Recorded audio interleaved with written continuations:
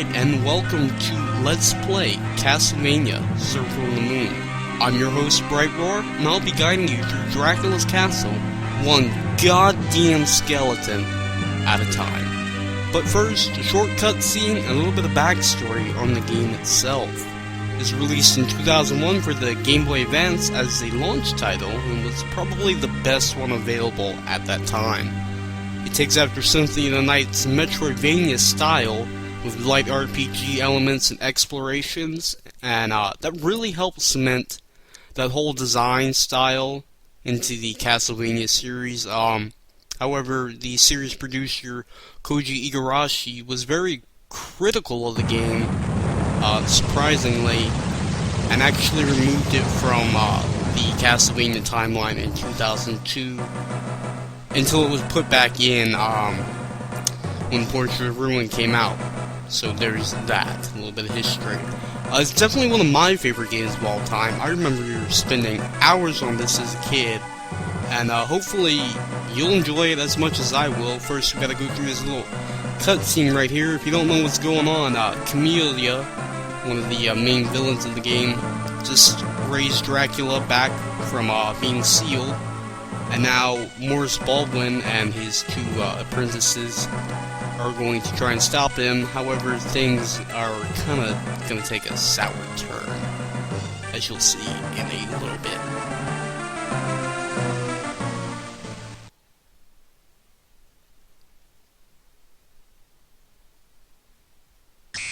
And what I really like here is the fact that Dracula just kind of brushes these guys aside with a little tiny bat, and everything just goes to hell.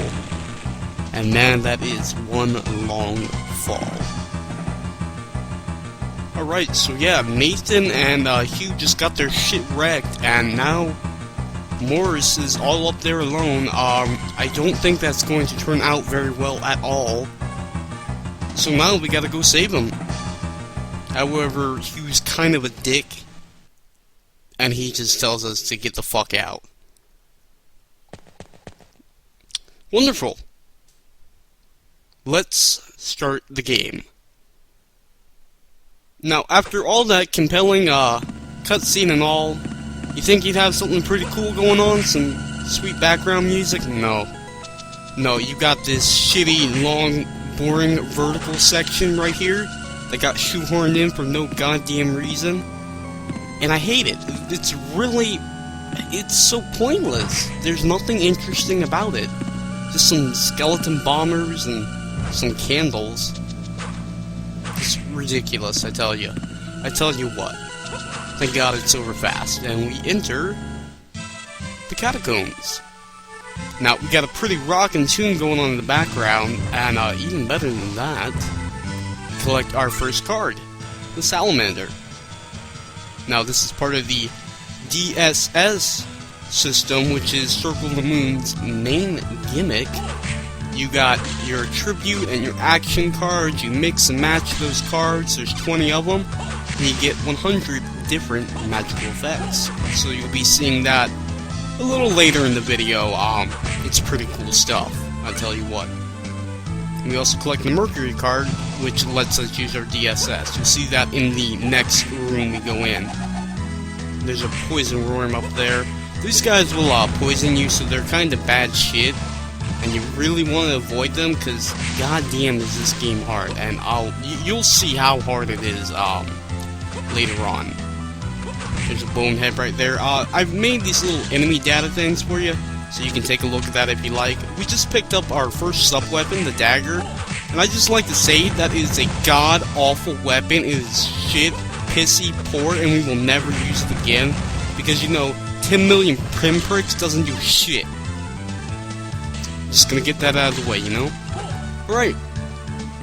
So here we're gonna start using our DSS and break out the Flame Whip. Pretty cool stuff when you play this game back in 2001. We are fighting an Earth Demon right now, as you saw the stats right over there. And this guy's pretty tough shit. He's pretty scary as a kid. Cause, you know, demons tend to be the stronger type of enemies in this game. And going after them, especially after only 3 rooms in the game, is it's a pretty hard deal. collect the magic gauntlet right there. I'm gonna equip it right now. I figure that'd be a good idea. I also show off some of the other menus, since well, since we're here, why not? Kill 2 bats with 1 whip.